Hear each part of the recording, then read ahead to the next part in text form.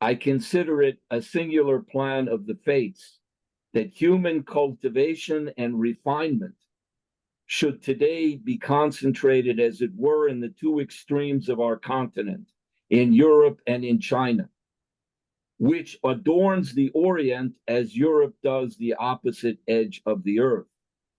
Perhaps Supreme Providence has ordained such an arrangement, so that as the most cultivated and distant peoples stretch out their arms to each other, those in between may gradually be brought to a better way of life. Welcome to a new webcast from the Belt and Road Institute in Sweden. My name is Hussein Askary. Today is Friday, March the 1st, 2024. As we promised before, we're going to continue our series on the question of the relations and communication between East and West, China and Europe specifically. And today we have a very special subject to discuss. A bit different than the previous ones, but we believe it's very, very important to take up now. Now, one of the major obstacles of Western understanding of China in particular, and the East in general, is the lack of effort or willingness to understand those nations from their own historical, cultural, and economic perspectives. We are making enemies of potential friends through our ignorance and stubborn arrogance. If we dig deeper, we will find more common grounds for cooperation and friendship than we can imagine. But this requires some hard work on both sides to understand what the best in each other is, rather than focusing on what is the worst in the other side. Now, to discuss this matter, I have the pleasure to have with me today my colleague and chairman of our Belt and Road Institute, Mr. Stephen Brawer. So welcome. Thank you. I'm happy to be here with you.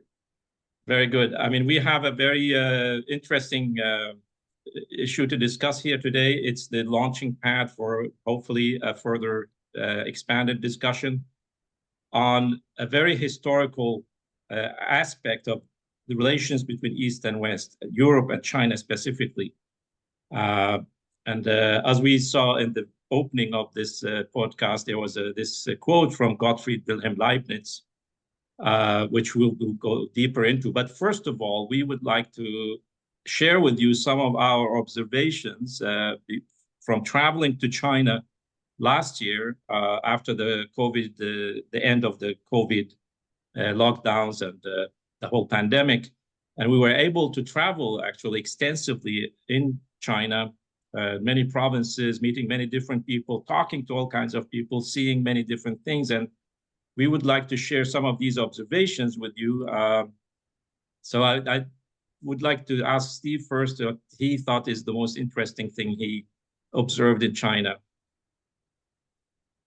Well, there's a great deal one can say. The most impressive thing is to actually witness for yourself the incredible development that you see before your eyes when you visit, well, both in terms of my trip to Beijing, where I attended the Belt and Road Forum, and the ability to see how life is actually ongoing among the people of China, which is a period right now of actually great enjoyment and happiness for the people, which you witness by talking to people, engaging in the different parts of the seminars and the conferences that we had. But not only in Beijing, I had the possibility of traveling to Guangzhou, to Dongguan, and to Shenzhen. And there one sees an absolutely unbelievable expansion of modernization and development, which is simply not a part of how the general mainstream media is willing to share with the citizens of Sweden or Europe as a whole.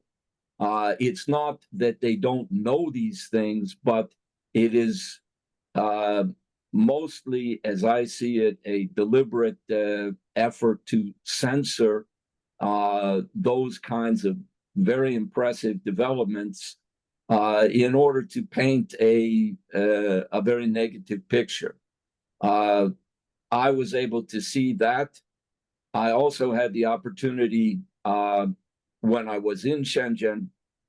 I was invited to a conference in Xinjiang in Kashgar. And there I witnessed the beginnings of what is now a major project coming out of the Belt and Road Initiative to develop not only Xinjiang as a autonomous region of China, but also linking that to many of the bordering countries, Pakistan, Russia. There are approximately 8 Kyrgyzstan nations that will benefit from this kind of development perspective. And Xinjiang is becoming, the Uyghur Autonomous Region is becoming one of the most important hubs for the Belt and Road Initiative, the new Silk Road connecting China to Central Asia, to Europe, and to West Asia. So this is fascinating. I think one of the most shocking things for me, I mean, although I thought I knew a lot about China, but traveling around China for like totally 2 months, I was really shocked about how little I knew about China. Its modernization, its incredible advanced infrastructure, urbanization, the level of digital technology. Unless you go and see it for yourself, it's very difficult to imagine it. But also very interesting is the enormous efforts being made to preserve the history, the culture, the traditions. So you have this symbiosis of the old and the new. China is a 5,000-year, old nation, civilization, but it's also one of the most modern and youngest, so to speak, nations. I mean, the People's Republic of China is only 70-something years old, but it has an ancient history, and that's being preserved. And I think the government is paying attention to that. I also saw from the interaction with students in universities, but also I saw around the country in many different provinces that young people go out dressed in the traditional Hanfu dresses, and they are very proud. I think the Chinese people, as you said, they're happy, they're optimistic, but also proud of what they managed to do in the past 40 years together as a nation, the leadership and the people and everyone. And you feel the sense of optimism everywhere, although the world is fraught with dangers and problems. So this is something which I could take back, although, I mean, we have made lots of pictures and videos, which we will gradually try to show to people, but we have the incredible high-speed railway network. It's completely different than what you can imagine, because this is not simply traveling from one point to another at high speed, but this is connecting the whole nation and contributing to the integration of the economy of China in a very, very special way. So there are many things one can discuss, but these are the things, eye-catching things we have seen. Now we go back to our original intention, but because of our interaction with many scholars in many different universities, that we say there is lack of understanding of China in the West. But we also sense, both you and I, Stephen, that there is also blind spots in the Chinese understanding of the West. Because the Chinese historical experience of the West, the Europeans and Americans, you have the century of humiliation, the Opium Wars, the occupation, the burning of the Summer Palace, but also they saw around the world, you had colonialism and imperialism, where nations in Asia and Africa were looted and plundered. Even after World War II, we had wars in Asia and in Africa, and now in West Asia, the Middle East. We see what's going on in Gaza and the Palestinians, the brutality and bestiality they are being treated with. So people's perception of the West is, although there was a change during the opening up period to the West in the 1980s, 90s until now, until recently, so to speak, there was a shift in the perception of the West. There was openness. People would send their kids to study in the United States and Europe. There was admiration of the advancement of the West. But that is also gradually being rolled back because of the antagonism and the irrational attacks on China, being a threat, being a rival, being a security problem for Europe and the United States for no real reasons. But the thing is, what we have discussed also, during our travels there, but also when we came back, that there is little knowledge of the internal dynamics of Europe or the West in general.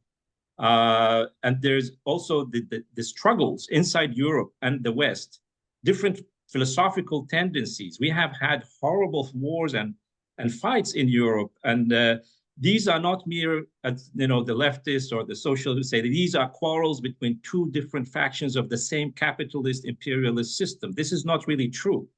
There are things about, like, the American Revolution is very little understood.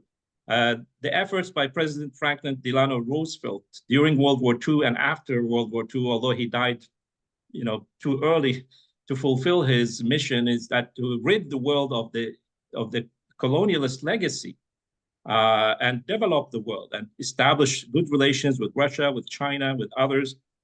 This is very little known. I mean, it's not even known in the United States itself. But for example, that Benjamin Franklin, one of the founding fathers of the United States, was studying Confucius in the period going into writing the American Constitution. These things are very little known, and therefore it's like to have a view of the West, a one-sided view of the West, doesn't help to understand, how to deal with the West, why people in the West are behaving the way they do right now, especially. And therefore, it's very important, to discuss these matters so we can bring a clear understanding. So we are going to have a series of discussions to explore this matter closely. What do we understand and not understand about China? What the Chinese don't understand about the West? And so that scholars, the politicians, the general public can have understanding for the common features of both sides, both their humanist and the anti-humanist tendencies in both the West and in the East. So first of all, my first question to you, Stephen, is that you have studied but also argued in lectures both in China and here in Sweden, that to understand the deeper questions of what I have just described in my introduction, we have to study the work and ideas of the single most important philosopher and scientist in modern history of Europe and the West, and that is Gottfried Wilhelm Leibniz. So first of all, who was he, and why is he so important? Well, as you've identified, Leibniz lived from 1646 to 1716. He is without question the greatest universal thinker in modern European history, but one could also say in world history.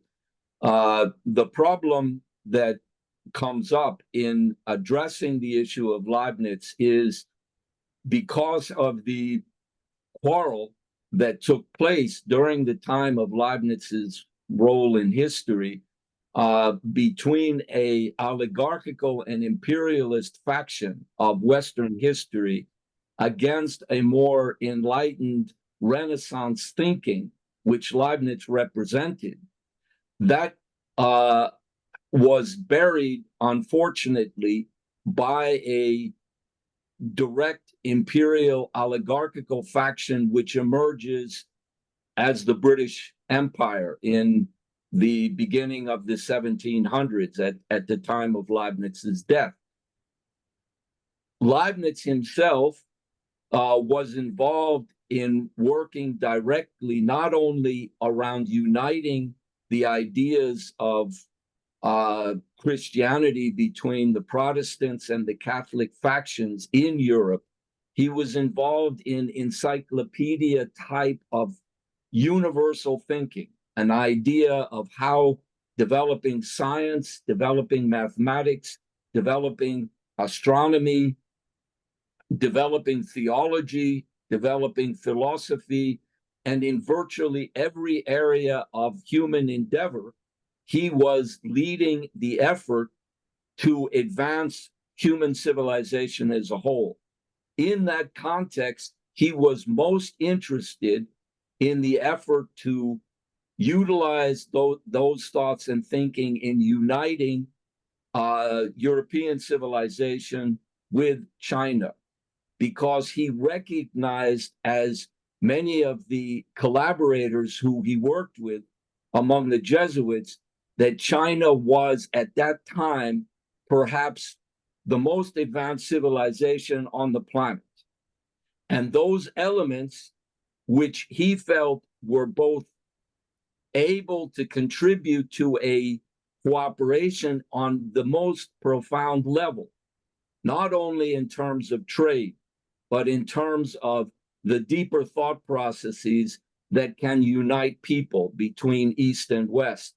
As the general quote that we introduced the meeting to, which was the beginning of his work on Novissima Sinica. Yeah, we will come to that because I mean, Leibniz is generally known as a polymath or universal thinker because he combined the scientific, artistic, philosophical, theological matters all together. But he was not simply a scholar. He was also, I guess, he was very important in a political sense. I mean, he was for example, recently the Russian Academy of Sciences celebrated the 300 years anniversary of its founding. And it was Leibniz who advised Peter the Great to establish the science as part of the modernization of Russia and westernization of Russia. So this actually, it was on February 8th this year that the 300th anniversary of that. So Leibniz was very active. So he was not simply an academic, he was even active politically to, to move things in Europe. No, absolutely. Now, the reason I think that point is most relevant is raising the topic of the importance of Leibniz as a thinker is not simply a historically academic, interesting phenomenon, although there are many interesting aspects which we will highlight and inform people on. The main point of why we are addressing this, or I am convinced that this is the channel now to revive a thought process that is vitally necessary in how to unite China with Western Europe and the United States, in which right now communication has generally been extremely poor, if not totally breaking down. So the idea in bringing back the thought process of Leibniz is to revive a means of understanding and deepening the thought process today that is missing in order to avoid the danger of international conflict and to revive what we would call the basis of the Belt and Road, which is a community for a shared future for mankind, an idea that we can work together in cooperation. Yeah, this is a very important one because, I mean, during the opening up period in China, I mean, everything was pragmatic on economic and trade. And we have people here in Sweden who say, we want to do business with China. We need their goods. We want to export to them. It's a big market, but we don't want to be friends. We don't want to learn from them. We don't want them to influence us. We don't want to know about their culture and stuff. We just want to do business. And this is not really the basis for building a community for a shared future for mankind, because there must be a much higher level of understanding as humans. And I think this is one of the reasons President Xi Jinping presented the Global Civilization Initiative, is to actually start this discussion about what is the purpose of our existence as nations? What is the purpose of existence of each nation on its own? And what is the question of culture here? So, but just one question, how did you come across Leibniz?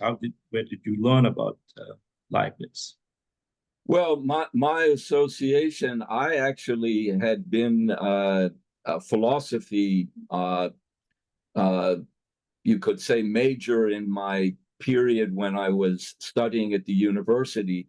I was very interested in especially Plato, but I also studied world philosophy, and it touched on Leibniz. But the thing that actually that was in the United States. You were living. That was at a time when because I'm both an American and Swedish citizen, but I was born and raised in the United States. That's correct. That what actually sparked even the depth of my interest in Leibniz, which has evolved throughout my life, was the work of the political association that I worked with for a large part of my life. I still work with Lyndon LaRouche, who is no longer alive, but who was a very advanced thinker in economy, but also philosophical thinking. And for him, Leibniz was a gigantic contributor to his development in his creative thinking. That sparked for me the initiative to study in depth Leibniz's thinking. And out of that, I have myself understood even more than I could have possibly imagined the importance of Leibniz, not only at the time that he lived, but very much in terms of what he has developed. One example of that is the development of the binary system of mathematics, which is the use of both the 0 and 1 in defining all numbers. That discovery by Leibniz at the time that he was working in all of these areas is the foundation for all digitalization and modern computer technology. That emerged directly from Leibniz. In addition, Leibniz also developed the calculus. These are areas of mathematical endeavor which are used in engineering, absolutely crucial for the kind of development in modern science and technology that my development or understanding of Leibniz, which has grown, involves both an understanding of the importance he had in economic thinking, which we will touch on in the course of these interviews and discussions, but also in the most profound sense of how the human mind has worked over the centuries. Yeah. And when you understand that, you are also understanding how to overcome the kind of arrogance and imperial thinking that unfortunately at the moment dominates Western policy and decision makers. Yeah, and we have something common in the fact that we both worked with the Lyndon LaRouche and the Schiller Institute, but also the specific question of physical economics, because Lyndon LaRouche developed this branch of economics we call physical economics, which is based on Leibniz ideas. But we're going to have special webcasts on the connection between physical economics and the development of modern economies, but also the Belt and Road Initiative and China's development. We will pick that examples from China on what is physical economics as Lyndon LaRouche understood it. Lyndon LaRouche also was very emphatically for the idea of building transcontinental infrastructure development corridors between East and West, Africa, Europe, and even to the Americas, which we will discuss in special cases. We'll come back to that a bit later. Now, what there's something which you also have mentioned to me, that Leibniz is very important for the dialogue with China. Now, President Xi Jinping, a few years ago, he visited Leipzig, the birthplace of Leibniz in Germany, and made reference to him as a great thinker. So what was the nature of the work that Leibniz did concerning China? Because that was such a long time ago. People can't imagine it. In the 1680s or 1690s, people were communicating with China from Europe. Yeah, well, they were communicating even going back to the time of the Roman Empire. There were many interactions between what is today it's China and what at that time was Western civilization. It also occurred in great forms even during the great Islamic Renaissance and the development of Islam. Marco Polo.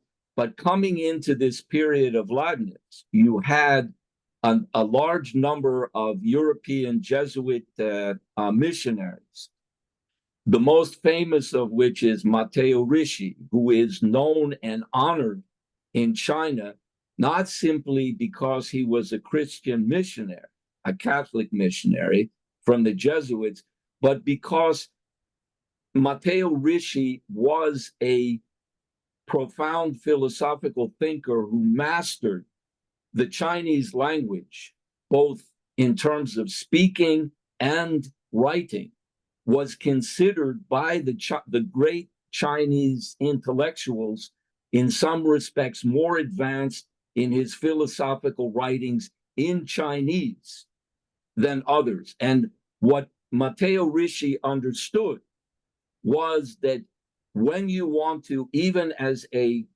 Christian missionary who wished to convert or influence Chinese civilization with his own religious perspective, he recognized that you can't impose on another civilization in a simplistic way your beliefs without accommodating and understanding the depth of their civilization. And that was what the foundation of the Jesuit faction called the accommodationists, who understood that, yes, we can work together.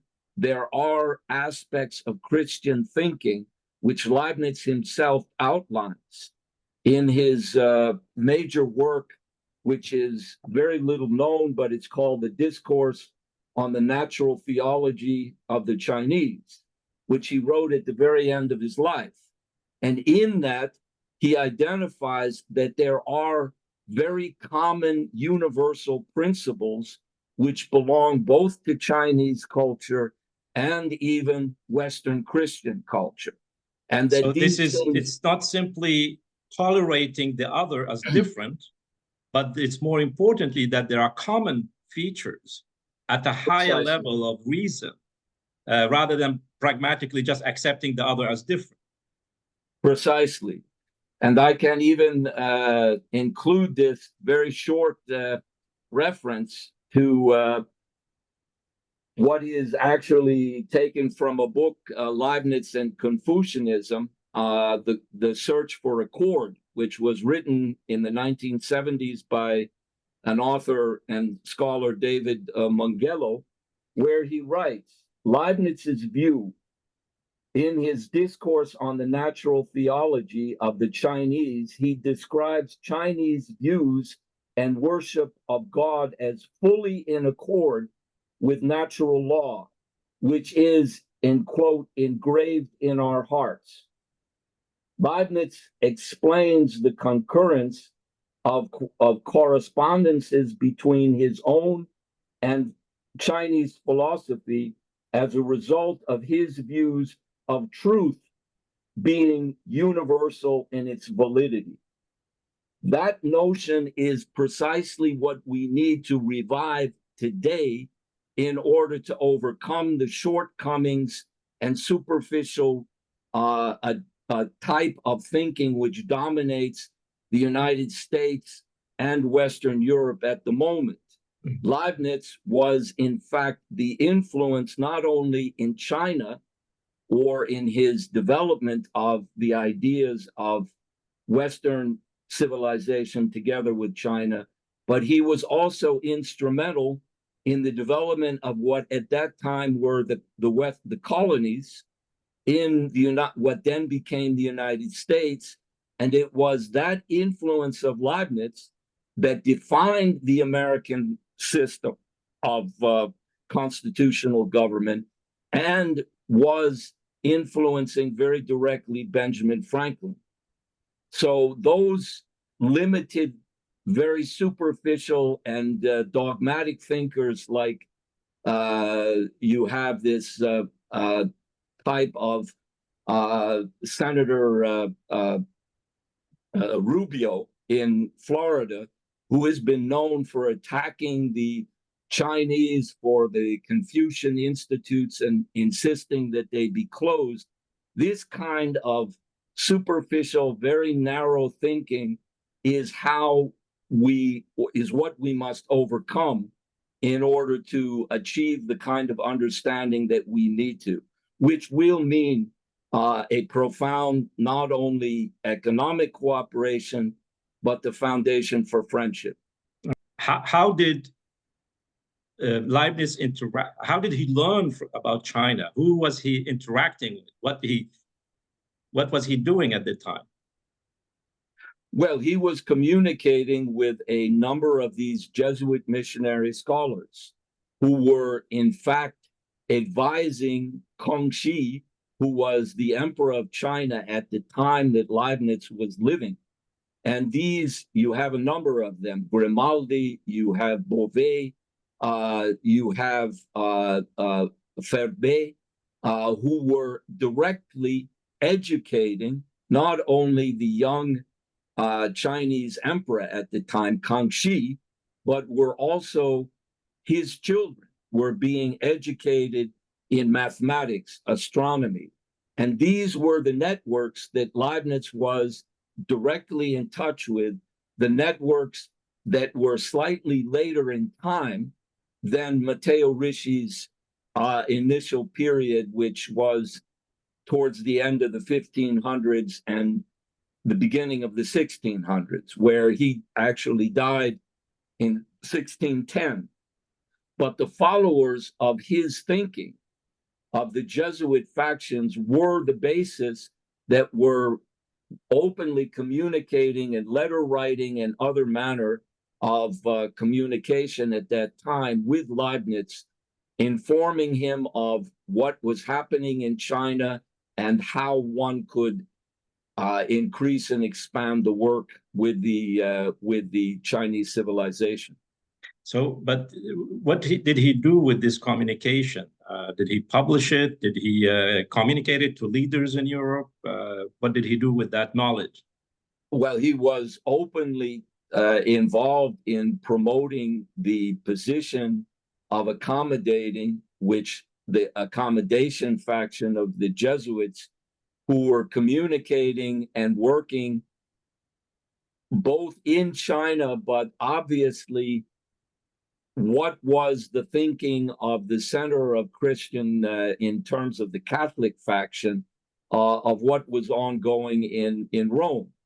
So you had to have an idea that in addition to publishing, as we've already mentioned, the Novissima Sinica, that's the latest news of China. This was a publication. This was a letter or a series of letters identifying what was ongoing in China, what was happening in all respects. It's a rather advanced and comprehensive series of writings that he wrote in 1697 and 1699.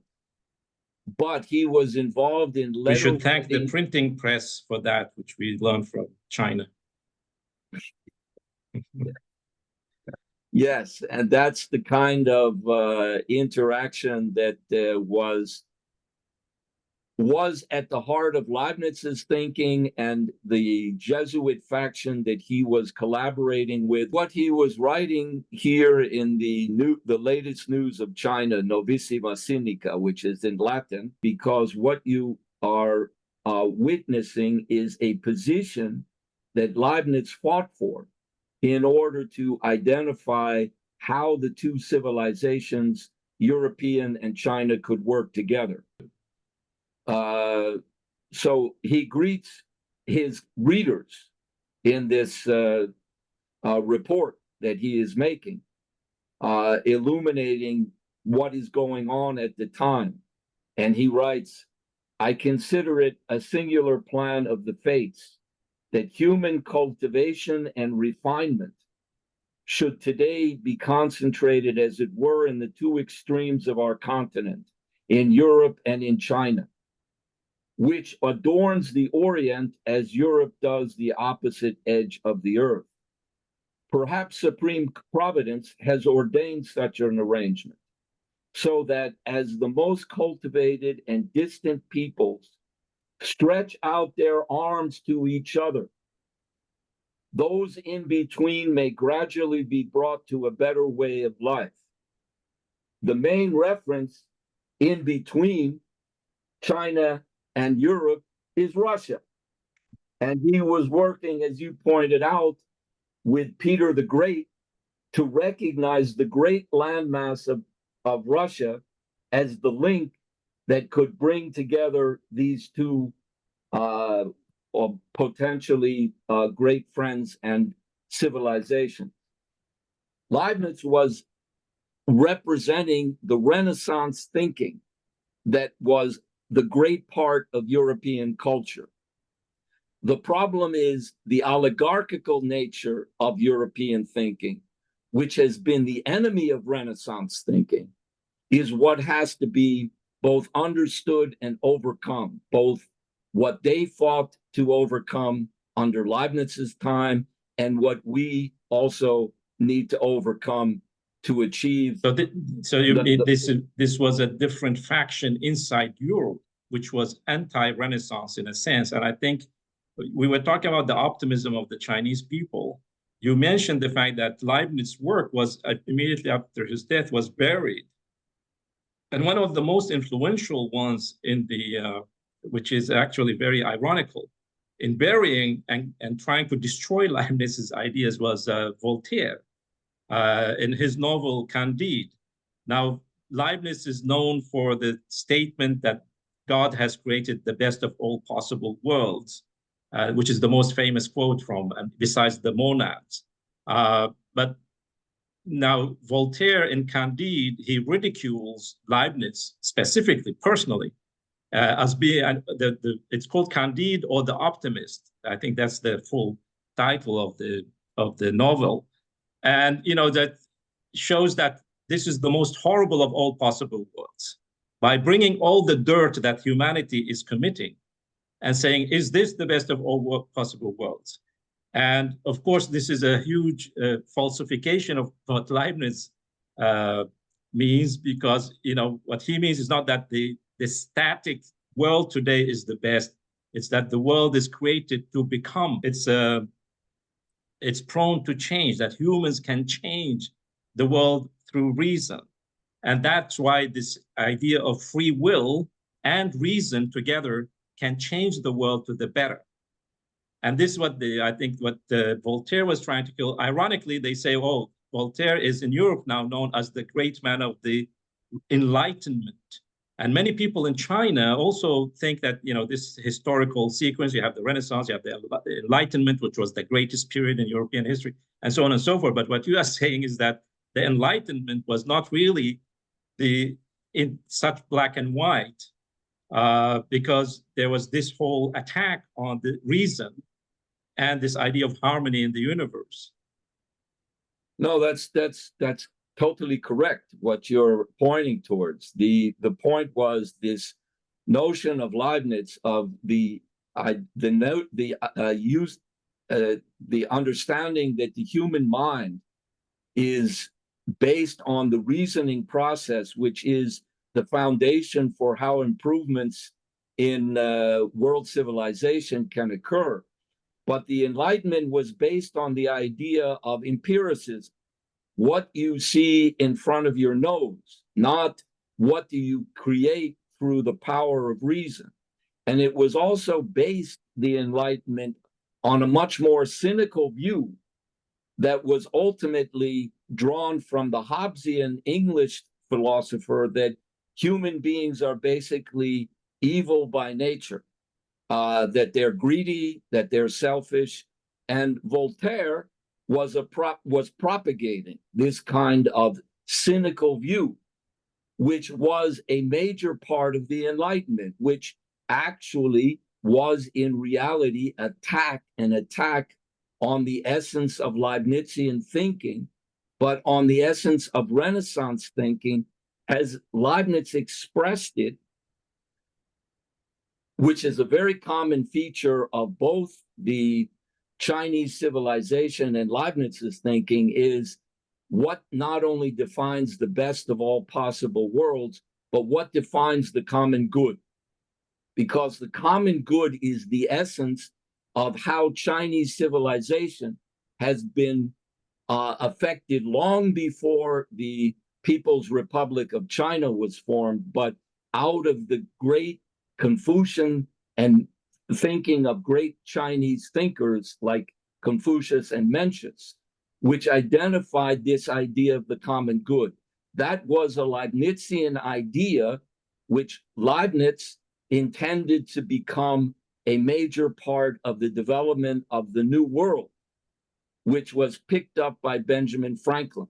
Yeah. Now this that is notion of that notion of the common good is also a foundation for how, if it's understood properly, how friendship and development in light of the Belt and Road can be achieved.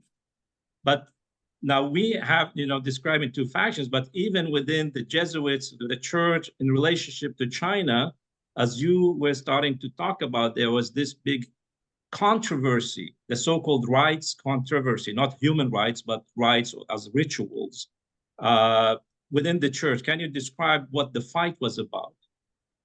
Well, it was a combination of the terminology of how one could refer to the notion of creator, of God, which the faction of Matteo Ricci believed was very much in line with Confucian thinking and terminology, which was used at that time for what the Chinese would call the Lord of Heaven. There were also, around this rights controversy, the question of traditional forms of rites and rituals in honoring the ancestors that were a part of Chinese culture. And the accommodationists did not see this as religious practices that were heretical. They saw it as civil and traditional means of respecting those ancestors and people which have created the civilization that they've been a part of. And also consolidating the concept of the family also. Precisely. Which has always been an extremely crucial part of Chinese culture and still is very much today. But the other faction insisted that the Chinese have no idea of a creator. They have never had that. They also insisted that all of these so-called Confucian rites and rituals were essentially heretical.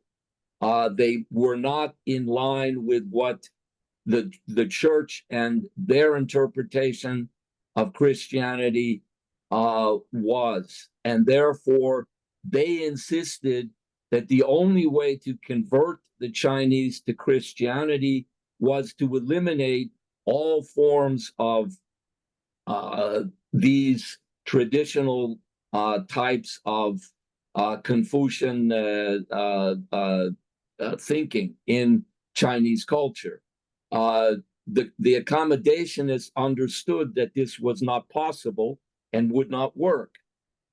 The unfortunate thing is that the faction of the so-called thinkers in the Jesuit faction that rejected the accommodationist faction succeeded in influencing the Pope, and they passed an edict or a bull in 1742, which basically insisted that all the Chinese are heathens unless they convert to Christianity, and that led to the breakdown of any so-called communication between the European Christian church and the Chinese. I think it would be useful. This sounds a little bit, Stephen, like what we have today, because we have people in the West who say either China becomes a liberal democracy as ours, or we will reject them. We will isolate them. They are a danger. We should not accept the Chinese Communist Party or the Chinese Communist ideology as, you know, to be our partners. So they either convert to our liberal democracy, or we will just close the door. I think it sounds similar. Yes, it is. It's an arrogance and an attempt to impose what they consider to be the values and the thinking and the beliefs that simply have to be adopted by all other cultures and civilizations de facto. And there's no room for dialogue or any kind of discussion.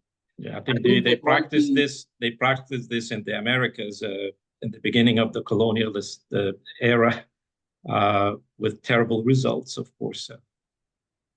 Yeah, it doesn't work. It will never work, and therefore, by reviving this kind of thought process that can be both in deepening the overall interaction between China, Europe, and the United States, there is no better way to overcome the superficial dogmatism that is influencing political decisions.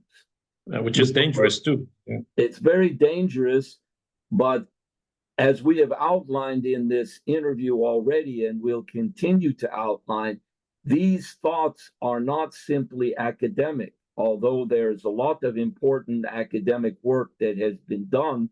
We are taking them up because they have a direct relevance to the dynamic of how history is going to unfold.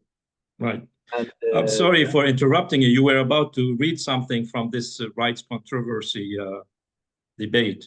Yeah, I thought this would be a rather optimistic note to come back to, because unfortunately, although Leibniz and the accommodationists in the Jesuit faction lost the fight around at the time during the rights controversy, there is a very useful recognition of the problem, which I just will read you, which was put forward by a great pope in Catholic history, Pope John Paul II, where he made an apology, the apology by Pope John Paul II for the past errors of the Catholic Church in its relations with China.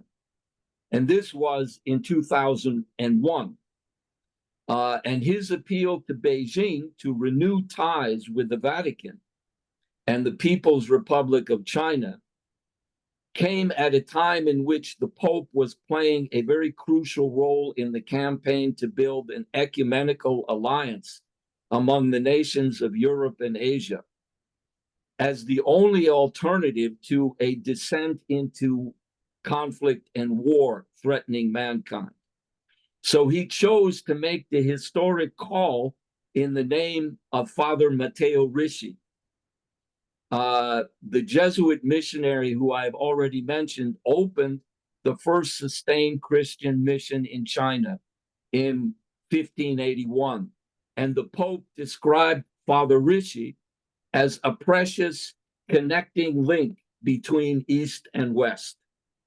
So there you have the transition, at least in the great thinking of the Pope John Paul II, who's no longer with us now, but was in a modern sense how we can begin to revive this positive view of what the accommodationist faction that Leibniz stood for. Exactly. You know, the 2001, you know, that was when we had the 9/11 events, and then the whole hell broke loose with the Afghan war, and later the invasion. We had this whole clash of civilization narrative. Samuel Huntington and the end of history of Fukuyama were very, very gained momentum into that, but also the fact that some people were advocating that it's not only the West against Islam or Christian West against Islam, it will be a Christian West against both Islam and China together, Confucian China together. And that was really, really dangerous proposition. Many people are still fighting about that. Of course, we will have a list of sources. You have been reading a lot of books, and they're academics. You have contacted them yourself. Some of them also you are trying to reach, because there should be a debate about that. Of course, many scholars, academics, they don't want to be involved in discussions that sound political, and therefore they will stay in their, temple, so to speak, rather than coming out and.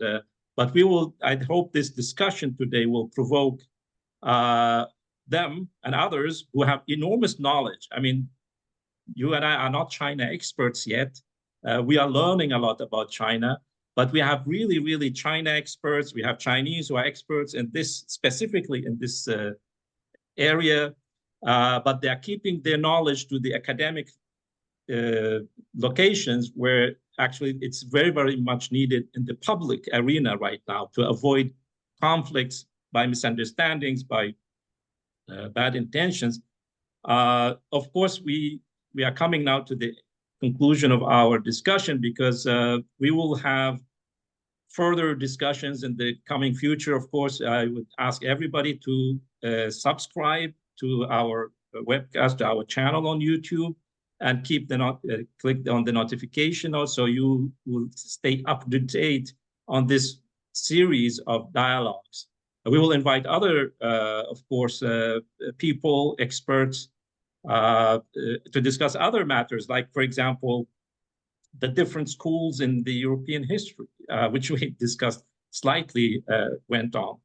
We have the British imperialist versus the American system, which Stephen talked about. And also we have this whole thing about the Thucydides trap, that China and the United States will inevitably end up in conflict, which we believe is a fraud. It's an academic fraud. There is no basis for the Thucydides trap, as is described by Graham Ellison in his book and his discussions. But I think this is the launching pad for this much deeper, and higher level discussion on the level of ideas, to get a dialogue between East and West going, especially in these very sensitive times we have. If you have anything to conclude with, Stephen, you're welcome.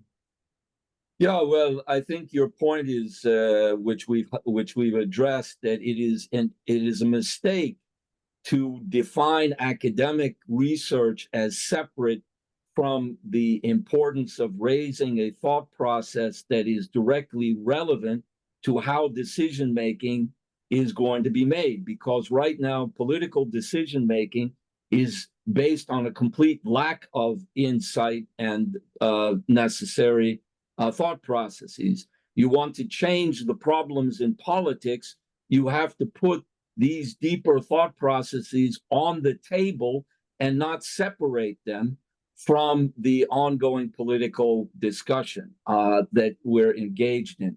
What I would say is, I think, in my view, and having read and studied the works of Xi Jinping as a thinker, I believe he has a philosophical thought in leading the nation of China. I think that his global civilization initiative is in line with what we are taking up and deepening as a process in how we can expand this idea of a global civilization initiative to overcome these kinds of dogmatic and very superficial thought processes which dangerously dominate world thinking today. So the Chinese, they are, as you pointed out, they are a proud people, and they should be. They are renovating their nation in ways that are all very much unimaginable for many Westerners who have not been able to see or experience it. But they are open to learning. What we have now in the West, which is the most problematic, is a censorship that is saying only those ideas which the leaders and the decision makers have decided should be put on the table. That excludes the kind of ideas that, for example, we are presenting here today. And that has to change. That censorship cannot be tolerated if we are going to be able to achieve what we are looking for in the form of cooperation and friendship. Well, Stephen Brawer, chairman of the Belt and Road Institute in Sweden, thank you very much for taking the time to enlighten us on these matters. So we will see you soon in the coming webcast. As I said, please subscribe to our YouTube channel and hit the notification button so you can keep updated about new things we produce. Goodbye. Thank you.